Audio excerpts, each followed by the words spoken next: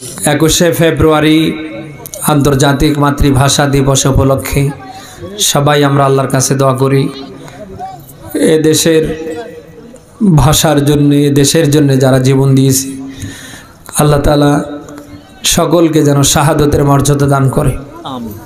এ দেশের জন্য এখনও যারা কাজ করছে আল্লাহ তাআলা সকলকে যেন এ দেশের জন্য কবুল করে। বিপদ আপদ মুসিবত থেকে, সকল ষড়যন্ত্র থেকে এ দেশকে, এ দেশের মানুষকে যেন আল্লাহ হেফাজত করে। রব্বানা যালামনা আনফুসানা ওয়া ইল্লাম তাগফির লানা ওয়া তারহামনা লানাকুনান্না মিনাল খাসিরিন। রব্বুল আলামিন, আগামীকাল 21শে ফেব্রুয়ারি আন্তর্জাতিক মাতৃভাষা দিবস সারা দেশ জুড়ে পালিত হবে। আল্লাহ ভাষার জন্য যারা জীবন দিয়েছে প্রত্যেককে শাহাদতের মর্যাদা দাও। আল্লাহ দেশের জন্য যারা জীবন দিয়েছে প্রত্যেককে শহীদ হিসাবে কবুল করে নাও। আল্লাহ বৈষম্য বিরোধী ছাত্র আন্দোলনে যারা জীবন দিয়েছে সবাইকে শাহাদতের মর্যাদা দাও।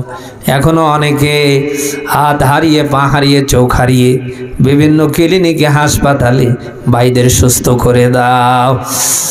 আল্লাহ দেশের 18 কোটি মানুষকে ঐক্যবদ্ধ হয়ে আল্লাহ হাতে হাত রেখে, কাঁধে কাঁধ রেখে দেশের পক্ষে কাজ করবার তৌফিক দাও। সকল ষড়যন্ত্রের হাত থেকে এ দেশটাকে আল্লাহ তুমি বাঁচাও। 53 বছরে আমরা অনেকের শাসন দেখেছি, সামনে এই দেশে তোমার কোরআনের শাসন দেখতে চাই। আল্লাহ দয়া করে তুমি কোরআনের শাসন আমাদের চোখে দেখাও। মরহুম শহীদ আল্লামা সাইদি রাহিমাহুল্লাহ আজ আমাদের মাঝে নেই। তার জীবনের সবচেয়ে বড় চাওয়া ছিল তোমার বিধান দিয়ে দেশটা চললে কেমন দেখা যায়। তিনি আমাদের মাঝে নেই। জালিমরা তাকে 13 বছর জেলখানায় আটকিয়ে রেখে সর্বশেষ ইনজেকশন পুশ করে দুনিয়ার থেকে বিদায় করেছে। মরহুম শহীদ আল্লামা সাইদি রাহিমাহুল্লাহর স্বপ্নকে আল্লাহ তুমি বাস্তবে দেখাও। আমিন। রব্বুল আলামিন, যেই দিন আপনি করে মালাকুল মাউত আজরাইল আমাদের সামনে আসবে, আমাদের প্রত্যেকের জবানে জারি করে দিয়েন লা ইলাহা ইল্লাল্লাহু মুহাম্মাদুর রাসূলুল্লাহ। আমাকে শহীদ করে সেই মিছিলে শামিল করে নিও, যেই মিছিলের নেতা আমির হামজা, খবায়েব খাব্বাব আল্লাহর ছিল তারা অতি প্রিয়, শামিল করে নিও। আমাকে শহীদ করে সেই মিছিলে শামিল করে নিও। আলহামদুলিল্লাহ, বাংলাদেশের ঐতিহ্যবাহী জেলা চাঁপাইনবাবগঞ্জ শিবগঞ্জ থানার অন্তর্গত দৌলতবাড়ি গোরস্থানের উন্নতিকল্পে 2 দিনব্যাপী 8ম বার্ষিক তাফসির মাহফিলের প্রথম দিনের স্বনামধন্য সভাপতি জনাব আলহাজ মোহাম্মদ আব্দুল মতিন মাস্টার, রহনপুর বিশিষ্ট সমাজসেবক ব্যবসায়ী, আতাল্লাহু আমরাহু আবারাকাল্লাহু ফি হায়াতি, বলেন আমিন। প্রধান অতিথি জনাব মোহাম্মদ নজরুল ইসলাম মহাজন, সাবেক আহ্বায়ক বাংলাদেশ জাতীয়তাবাদী দল বিএনপি 3 নং দাইপুকুরিয়া ওপি পরিষদ। রফা'না লাকা যিকরাক, সম্মান মর্যাদা কামনা করছি আল্লাহ যেন আরও বাড়িয়ে দেন।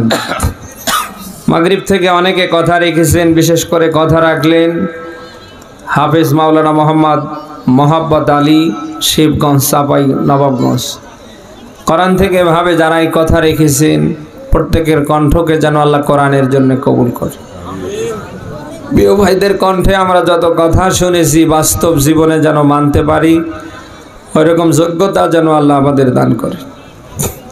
প্রাণপ্রিয় চাঁপাইবাসী, সামনে বসা মুসলমান, পর্দার অন্তরালে অগণিত মা এবং বোন, কোরআন যারা শুনতে এসেছি খুশি হয়ে বলছি আলহামদুলিল্লাহ।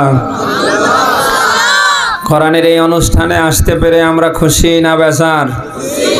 অসংখ্য মানুষের ভেতর থেকে আল্লাহ যাচাই বাছাই করে কোরআনের জন্য বসিয়ে রাখলেন। সবাই আল্লাহর কাছে দোয়া করছি তিনি যেন কোরআনের জন্য কবুল করে। আমরা এসেছি আল্লাহর কোরআন শুনতে। কোরআনের ভেতরে যত কথা, যত বার্তা, যত মেসেজ সব কার যেন না? আপনাদের অ্যাক্টিভিটি ভালো পারছি না ভাই, একটু ছাত্রর মতো জবাব দেওয়া লাগবে। কোরআনের ভেতরে যত কথা, যত মেসেজ, যত বার্তা সব কার? আল্লাহ বাদ দিয়ে এখানে আর কারোর কোনো কথা আছে কি? নেই। সূরা নিসা 4 নম্বর সূরার 5 নম্বর পারার 10 নম্বর পৃষ্ঠার 82 নম্বর আয়াতে পাবেন। আল্লাহ বলেন, আমি আল্লাহ বাদ দিয়ে যদি এর ভেতরে আর কারোর কোনো কথা থাকতো লাওয়াজাদু ফিহি ইখতিলাফান কাসীরা, তাহলে তোমরা এর ভেতরে অনেক মতানৈক্য দেখতে পেতে। এর থেকে প্রমাণিত হয় বিসমিল্লাহর বা থেকে নাসের সিন পর্যন্ত যত কথা, যত মেসেজ, যত বার্তা সব কার? দিয়েছে আল্লাহ কাদের জন্যে? গরু ছাগল যারা তাদের জন্যে, মানুষ যারা তাদের জন্যে।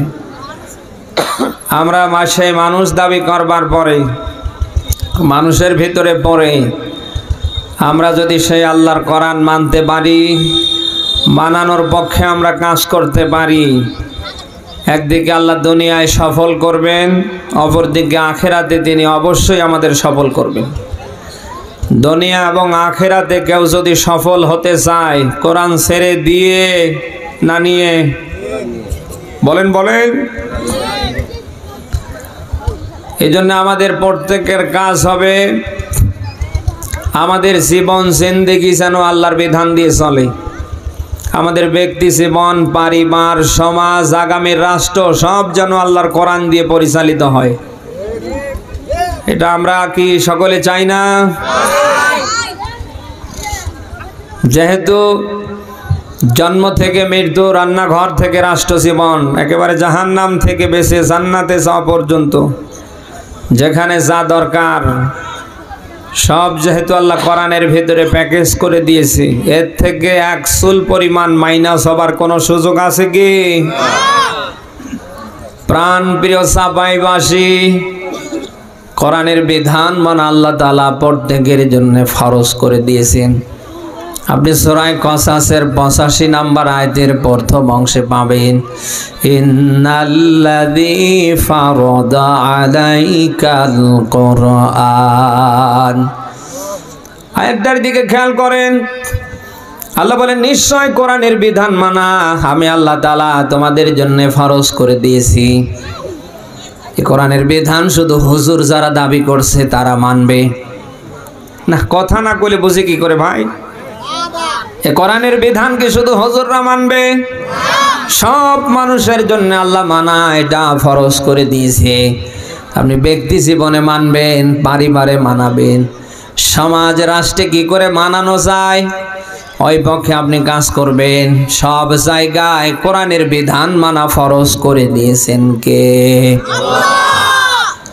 এখন আপনি দুনিয়ায় জিন্দা থাকতে যদি সেই আল্লাহর কোরআনের ফরজ বিধান আপনার ব্যক্তি জীবনে পরিবারে, আগামীর সমাজ রাষ্ট্রে আপনি দাঁড় করাতে না পারেন, কিয়ামতের ময়দানে আল্লাহর আদালতে বাঁচার কোনো সম্ভাবনা আছে? বলেন। কিয়ামতের কঠিন মুসিবতের দিন যখন কায়েম হবে, ওই দিন আল্লাহ তাআলা প্রত্যেকটা মানুষকে কোরআন মানার ব্যাপারে ধরবে, তিনি কাউকে কিন্তু ছেড়ে দেবে না। আপনি সার ব্যাখ্যা সূরা যুখরুফ 43 নম্বর সূরার 25 নম্বর পারার 11 নম্বর পৃষ্ঠার 44 নম্বর আয়াতে পাবেন, ওয়া ইন্নাহু লাযিকরুল লাকা ওয়া লিকাওমিকা ওয়া সাউফা তুসআলুন। আয়াতটার দিকে খেয়াল করেন। আল্লাহ পাক বলেন, হে নবী কোরআন আপনার জন্য, অলি কওমিক আপনার কওমের জন্য, ওয়াসাউফা তুসআলুন আর এর ব্যাপারে অচিরেই কিয়ামতে ধরা হবে। কথা কি শুনতেছেন? এখানে আলেম যারা আছেন তারা বুঝবেন। আরবি বাক্যের মাঝখানে সিন সাউফা কদ যদি আসে তাহলে ওই বাক্যের অর্থ যেন তেন করে হয় না, এটা হয়ে যায় তাড়াতাড়ি। আল্লাহ তাআলা বোঝাতে চায় পৃথিবীর মানুষ কিয়ামতের ময়দান যেদিন কায়েম হবে, কোরআন মানার ব্যাপারে খুব শীঘ্রই তাড়াতাড়ি তোমাদেরকে ধরা হবে।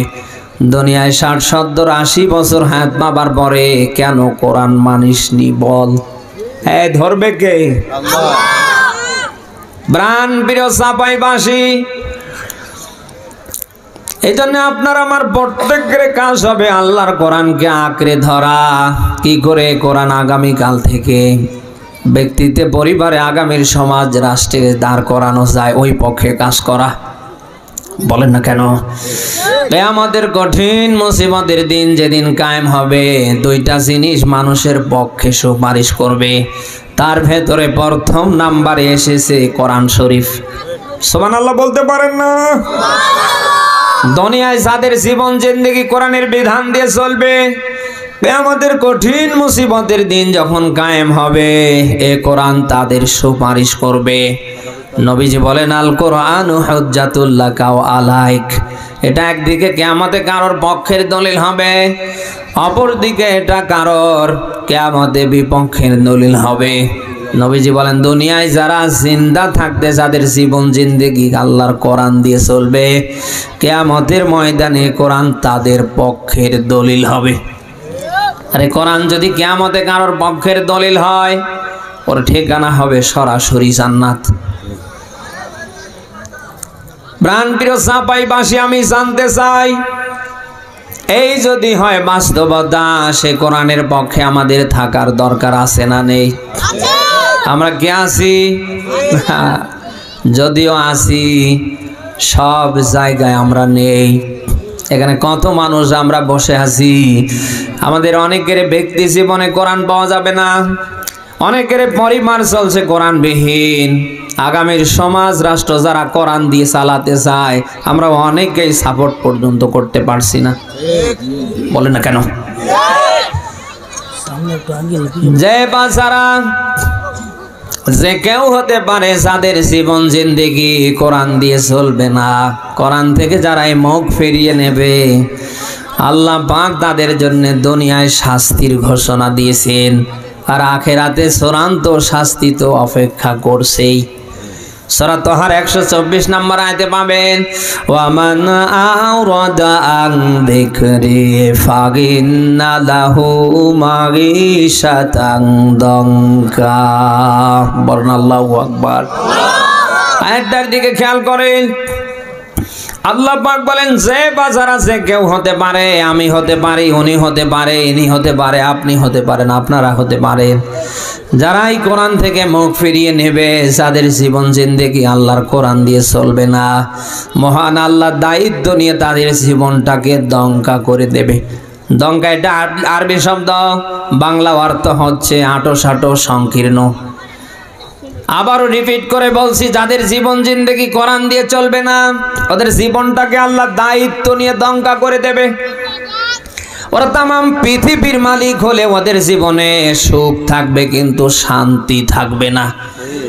এই দেশে আপনি মিলান, যারা কোরআনের বিরুদ্ধে, যাদের জীবন জিন্দেগি কোরআন দিয়ে চলছে না, ওদের জীবনটাকে আল্লাহ এতটা আঁটো-সাঁটো করে দিয়েছে, সবাই রাতের বেলা ঘুমাতে পারে, কিন্তু এই শয়তানদের চোখে ঘুম নেই। আপনি লোহা খেয়ে হজম করতে পারেন, যাদের জীবন জিন্দেগিতে কোরআন নেই, যারা কোরআনকে মিটিয়ে ফেলবার চেষ্টা করছে, মিলান ওদের জীবনটা এত সংকীর্ণ, আটো আল্লাহ করে দিয়েছে। একটা লাল চা খাবে তাও চিনি ছাড়া। বলেন না কেন? চোখ দিয়ে এত খাবার দেখছে, ওর ফ্রিজ ভর্তি খাবার, ও খেতে পারবে না, কারণ ওর জীবনটা আল্লাহ দঙ্কা করে দিয়েছে, ও খেলেই মারা যাবে। 2 নম্বরে সূরা যুখরুফের 36 নম্বর আয়াতে আপনি পাবেন, এখানে আল্লাহ তাআলা আরো যেন স্পেশাল ব্যাখ্যা দিয়েছেন, অমাইয়াশু আন যিকরির রহমান নুকাইয়িদ লাহু শাইতানান ফাহুয়া লাহু কারিন। আয়াতটার দিকে খেয়াল করেন, এখানে শিক্ষা আছে।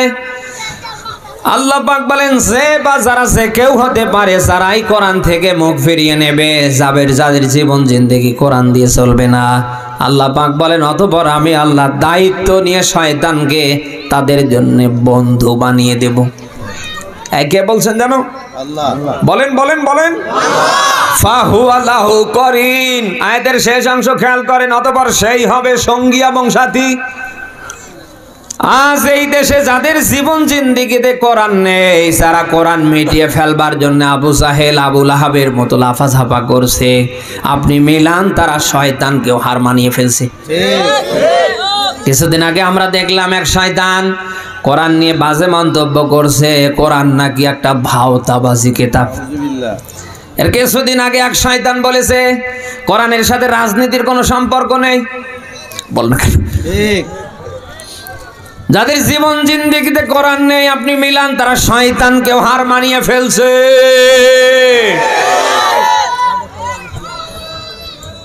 দুই নম্বরে আখিরাতের ময়দানে আমার আল্লাহ তাআলা আপনাকে কঠিন শাস্তির সম্মুখীন করবে। ওই দিন সবাই চোখ দিয়ে দেখতে পালেও দুনিয়ায় যারা কোরআন বিদ্বেষী, যাদের জীবন জিন্দেগিতে কোরআন থাকবে না, মহান আল্লাহ তাআলা ওই দিন তাদের চোখগুলি অন্ধ করে দেবে। আপনি কি শুনতেছেন? প্রাণপ্রিয় চাঁপাইবাসী, এই জন্যে আমরা কি এখানে সবাই মিলে সিদ্ধান্ত নিতে পারি না আজরাইল আসার আগ পর্যন্ত কোরআন আছে যেখানে আমরা আছি সেখানে, কোরআন নেই যেখানে আমরা নেই সেখানে। কারা পারি দেখি লিল্লাহে তাকবীর। আল্লাহ যেন কবুল করে। দেশ স্বাধীনের 53 বছর পেরিয়ে গিয়েছে। অনেকে অনেকভাবে দেশ চালানোর চেষ্টা করেছে। সবার শাসন আমরা দেখেছি, সামনে আমরা আল্লাহর কোরআনের শাসন দেখতে চাই। ঠিক বলেন? সবার শাসন দেখা শেষ, সামনে আল কোরআনের বাংলাদেশ। আজ আমাদের দেশে যা শুরু হয়েছে, তাকালেই দেখতে পাই সাদাবাজি, তাকালেই দেখতে পাই দখলদারি, জানাবে বিচার, ইফটিজিং, ধর্ষণ 180 মাইল বেগে মহামারীর মতো রূপ ধারণ করছে। এটা যদি আপনি বন্ধ করতে চান, আগামীর এই বাংলাদেশে কোরআনের সুশাসন প্রতিষ্ঠার বিকল্প নেই। আপনি বিএমপি করেন, জামাত করেন, জাতীয় পার্টি করেন, আপনি চরমনাই করেন, ফুরফুরা করেন, আটরশি করেন, আপনার যে দল ভালো লাগে করেন, অসুবিধা নেই। কিন্তু এ দেশের মানুষকে যদি আপনি শান্তিতে রাখতে চান, দেশের মানুষের ভেতরে যদি শতভাগ ইনসাফ প্রতিষ্ঠা করতে চান, আগামীর বাংলায় কোরআনের সুশাসন প্রতিষ্ঠার বিকল্প নেই। আমি প্রায় বলি, কেউ যদি তেঁতুল খাবার চেষ্টা করে তাকে অবশ্যই তেঁতুল গাছ রোপণ করতে হবে। বলেন না কেন? আপনি আম গাছ লাগাবেন আর তেঁতুল খাবার জন্য জিকির করবেন, মরে যাবেন, তেঁতুল পাবেন না। বলেন না কেন? আম যদি খেতে চান আপনাকে আম গাছ রোপণ করতে হবে, তেঁতুল যদি খেতে চান আপনাকে তেঁতুল গাছ রোপণ করতে হবে। আজ এই দেশে যে হারে চাঁদাবাজি, দখলদারি, চুরি, ডাকাতি, ছিনতাই, রাহাজানি 180 মাইল বেগে চলছে, এটা যদি বন্ধ করতে চান, কোন চোর, বাটপার, চাঁদাবাজ, দুর্নীতিবাজকে আগামীর বাংলার চেয়ারে বসে বন্ধ করা যাবে না।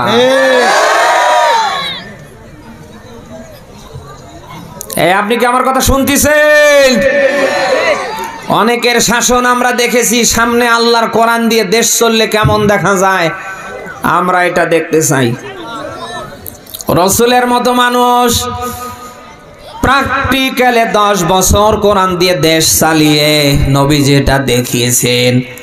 শতভাগ চুরি, ডাকাতি, ছিনতাই, সাদাবাজি, দখলদারি কেউ যদি বন্ধ করতে চায়, কোরআনের সুশাসন প্রতিষ্ঠার বিকল্প নেই।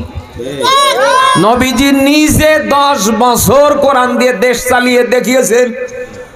আমি কি বানিয়ে বললাম? এর থেকে প্রমাণিত হয় আগামীর বাংলায় যদি চুরি, ডাকাতি, ছিনতাই, রাহাজানি, খুন খারাপি, সাদাবাজি, দখলদারি আপনি যদি বন্ধ করতে চান, কোরআনের সুশাসন প্রতিষ্ঠার বিকল্প নেই।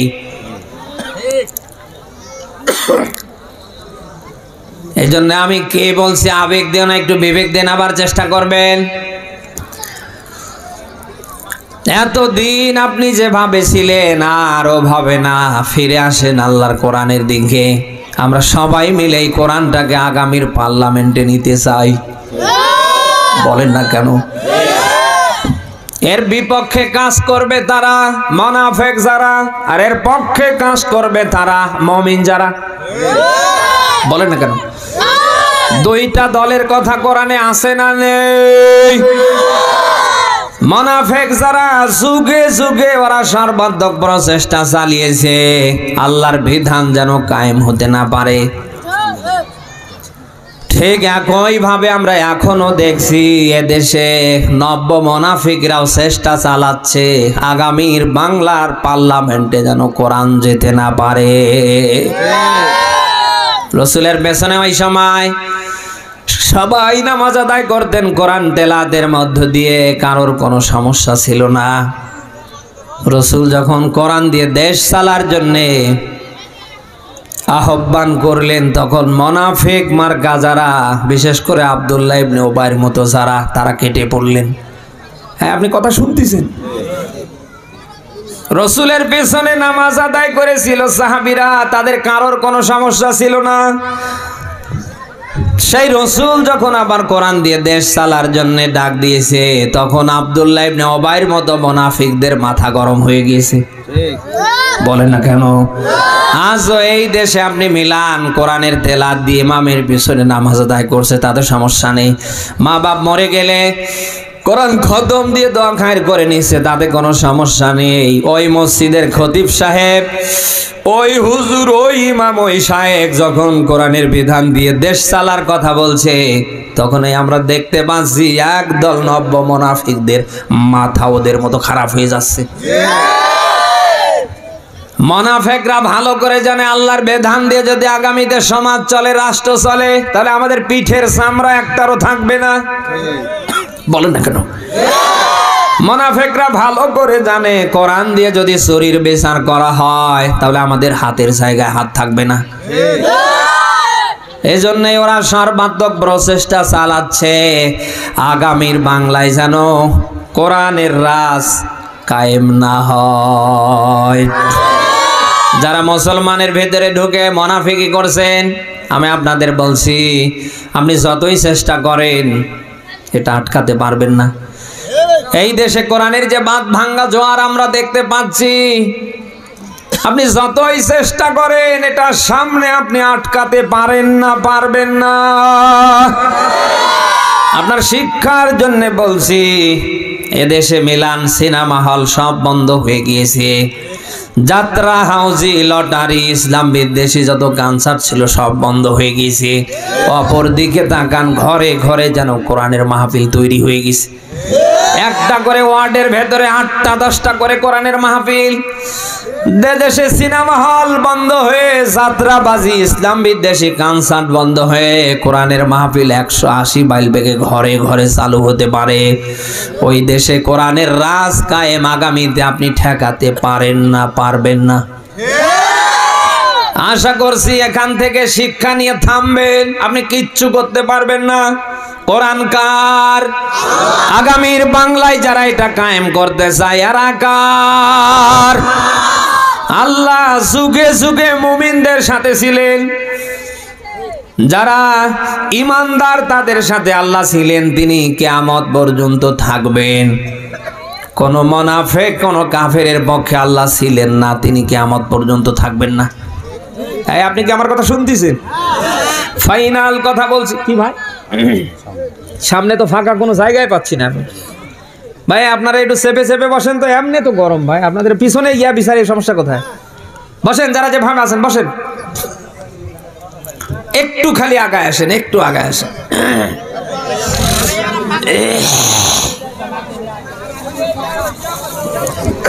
একটু আগায় আসেন, একটু। সুবহানাল্লাহ ওয়ালহামদুলিল্লাহ, সুবহানাল্লাহ ওয়ালহামদুলিল্লাহ, সুবহানাল্লাহ ওয়ালহামদুলিল্লাহ, লা ইলাহা ইল্লাল্লাহু মুহাম্মাদুর রাসূলুল্লাহ। আমি কথাই ছিলাম যুগে যুগে আল্লাহ মুমিনদের পক্ষে ছিলেন, তিনি কিয়ামত পর্যন্ত থাকবেন। এই ফাইনাল কথা কার? বলেন।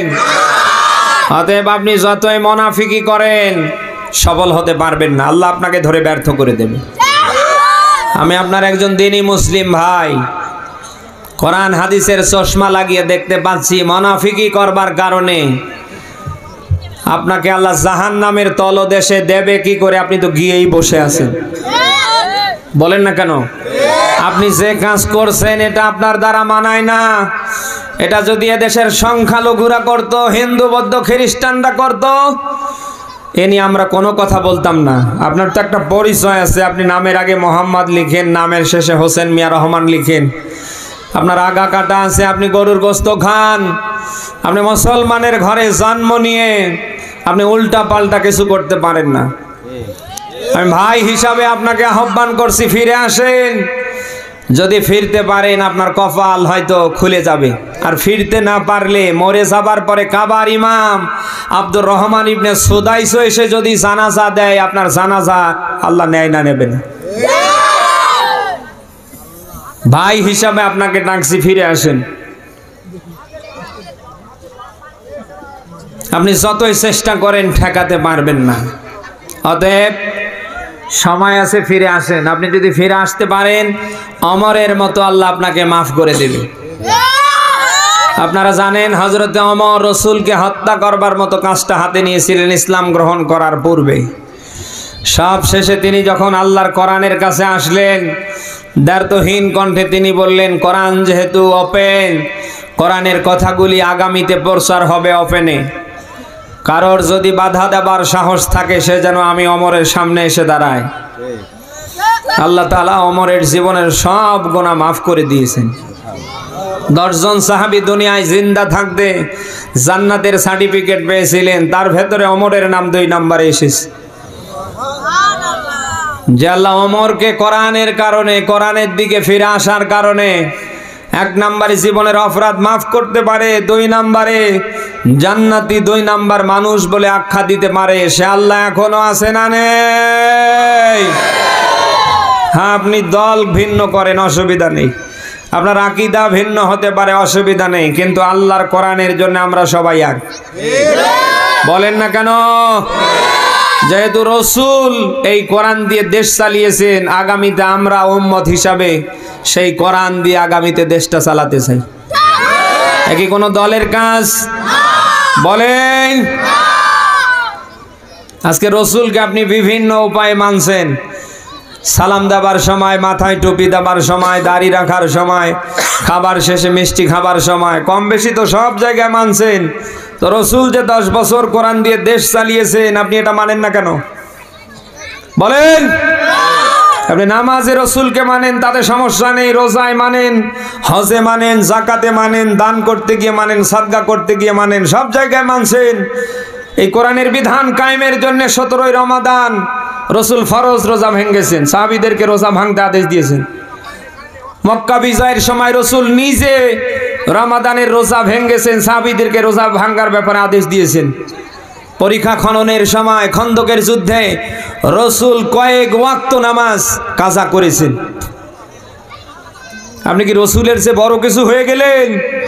আপনি নামাজে মানছেন রাসূলকে, তাতে সমস্যা নেই, রোজায় মানছেন, হজে যাকাতে দান সদকায় মানছেন, কিন্তু রাসূল যে আল্লাহর বিধান কায়েমের জন্য ফরজ রোজা ভেঙেছেন, কয়েক ওয়াক্ত নামাজ পর পর কাজা করেছেন, এই সুন্নত আপনার কোণে আমি দেখতে চাই। পোশাক আশাক দেখলে মানে জান্নাত থেকে পালিয়ে এসেছে, আসল জায়গায় নেই। ওই সময় কাফেররা রাসূলের কাছে আসলেন, হে আব্দুল্লাহর বেটা মুহাম্মদ, আপনি আমাদেরকে একটা উপায় বলে দেন, আপনার মাধ্যম ছাড়া, আপনাকে বাদ দিয়ে আপনার আল্লাহকে পাওয়া যায় কি করে? কাফেরদের এই কথার প্রতি উত্তরে সূরা আলে ইমরানের 3 নম্বর পারার 13 নম্বর পৃষ্ঠার 1ম নম্বর লাইনের 31 নম্বর আয়াত আল্লাহ নবীজির উপর নাজিল করে দিয়েছেন। قل إن كنتم تحبون الله فاتبعوني يحببكم الله ويغفر لكم ذنوبكم والله غفور رحيم। নবীজির উপরে আল্লাহ আয়াত নাজিল করে দিলেন। আল্লাহ তাআলা বললেন, কুল, হে নবী আপনি বলুন, ইন কুনতুম তুহিব্বুনাল্লাহ, ওরা যদি আমি আল্লাহকে ভালোবাসতে চাই, ফাত্তাবিউনি, অতঃপর যেন আপনাকেই অনুসরণ করে। সুবহানাল্লাহ বলতে পারেন না? হে নবী, ওরা যদি আমি আল্লাহকে ভালোবাসতে চাই, পেতে চাই, ওরা যেন আপনাকেই অনুসরণ করে। তাহলে আল্লাহকে পাবার মাপকাঠি মুহাম্মাদুর, বলেন বলেন বলেন। সেই রসুলের মতো মানুষ আল্লাহর কোরআনের বিধান সমাজে রাষ্ট্রে কায়েম করতে গিয়ে মক্কায় 13 বছর নির্যাতিত হয়েছেন। সব শেষে নিজের ভিটে মাটি পর্যন্ত ছাড়তে বাধ্য হয়েছেন। রসুলের মতো মানুষ যদি আল্লাহর দিন প্রতিষ্ঠার জন্য এই কাজগুলি করে গিয়ে থাকে, আপনি এই কাজের ধারে নেই, তাহলে বোঝা লাগবে রসুলের সাথে আপনার কোনো মিল নেই। বলেন বলেন। আপনি সূরা হাশরের 7 নম্বর আয়াতে ব্যাখ্যা পাবেন, মা আতাকুমুর রাসূল ফাখুযুহু ওয়া মা নাহাকুম আনহু ফান্তাহু। আয়াতের দিকে খেয়াল করেন। আল্লাহ বলেন, আমার রাসূল যা নিয়ে এসেছে তা তোমরা গ্রহণ করো, তিনি যেটা ছেড়ে দিয়েছে তা তোমরা ছেড়ে দাও, বর্জন করো। এই কথা কার? আরো জোরে বলেন। রসুল 63 বছর জিন্দা থেকে যা করেছেন সব আপনার আমার জন্য আল্লাহ হালাল বানিয়ে দিয়েছে। রসুল জিন্দা থাকতে যা করেননি তা আপনার আমার তামাম পৃথিবীর রসুলের উম্মতের জন্য আল্লাহ হারাম করে দিয়েছে। তাহলে রসুল যা করেছে তা করার দরকার আছে না নেই? আপনি কি করছেন? আপনি মনে করছেন নামাজ, রমজানে 30টা রোজা রাখা, বারবার হজ উমরায় যাওয়া, এর নাম ইসলাম? কে বলেছে আপনারে? আশা করছি আপনি রসুলকে আগামী কাল থেকে পুরোপুরি মানবেন। একেবারে পায়ে জুতো দেয়া থেকে শুরু করে একেবারে মাথার চুলের উপরে টুপি দেয়া পর্যন্ত। কথা না বলে বুঝি কি করে? আল্লাহর বিধান আপনি মানবেন আপনার ব্যক্তি জীবন থেকে একেবারে আজরাইল আসার আগ পর্যন্ত। আপনি যদি মানতে না পারেন, দুনিয়ায় একদিকে আল্লাহ শাস্তি দেবে, অপরদিকে আল্লাহ আখিরাতে আপনাকে চূড়ান্ত শাস্তির সম্মুখীন করবে। আপনি সূরা বাকারার 85 নম্বর আয়াতে ব্যাখ্যা পাবেন, আফাতুমিনুনা বিবাদিল কিতাবি ওয়া তাকফুরুনা বিবাদ ফামা জাযাউ মান ইয়াফআলু যালিকা মিনকুম ইল্লা খিজয়ুন ফিল হায়াতিদ দুনিয়া ওয়া ইয়াউমাল কিয়ামাতি ইউরাদ্দুনা ইলা আশাদ্দিল আযাব ওয়া মাল্লাহু বিগাফিলিন আম্মা ইয়ামালুন।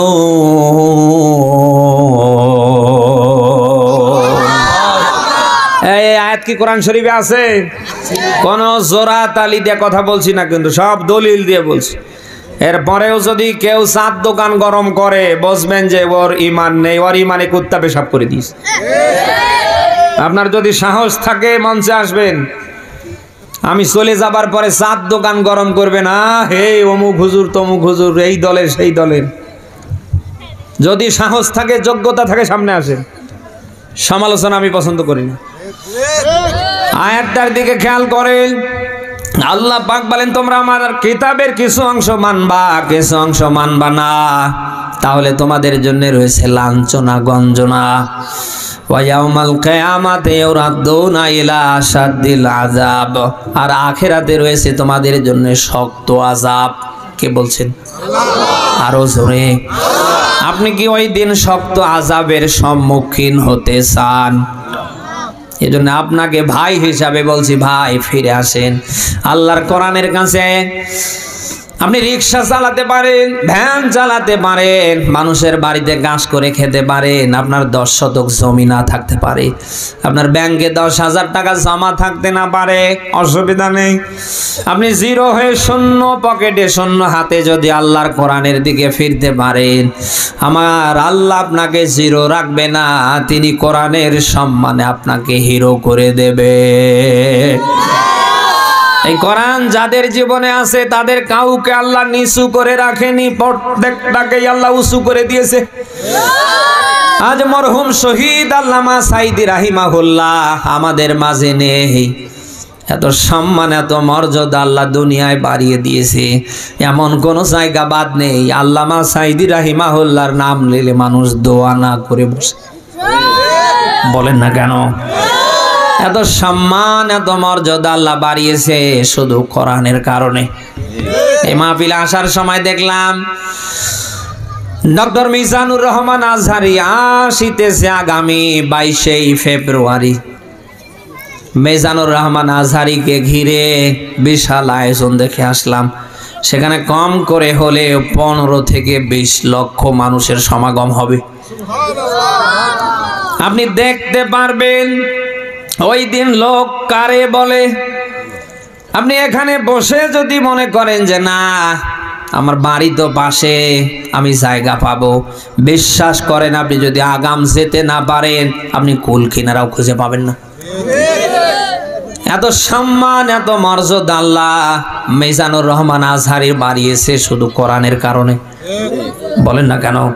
10 জন সাহাবী দুনিয়ায় জিন্দা থাকতে জান্নাতের সার্টিফিকেট পেয়েছিলেন, তার ভেতরে আবু বকর, ওমর, ওসমান, আলী রিজওয়ানুল্লাহি তাআলা আলাইহি আজমাইন, এরকম 10 জন সাহাবী দুনিয়ায় জিন্দা থাকতে জান্নাতের সার্টিফিকেট পেয়েছিলেন। যত কারণে আপনি মিলান, অন্যতম কারণ পাবেন আল্লাহর কোরআন। কোরআনের কারণে যদি সাহাবীরা জিন্দা থাকতে জান্নাতের সার্টিফিকেট পেয়ে যায়, সে কোরআন আজও আছে না নেই? আমরাও যদি সাহাবীদের মতো করে কোরআন নিজের জীবনে নিতে পারি, এর পক্ষে থাকতে পারি, আমাদেরও সম্মান মর্যাদা আল্লাহ ওই রকম বাড়াতে পারে না? পারে না? আমরা কি নিয়ত করতে পারি না কোরআন আমরা ছেড়ে দেব না? কোরআনের পক্ষে থাকবেন কারা? দেখি লিল্লাহে তাকবীর।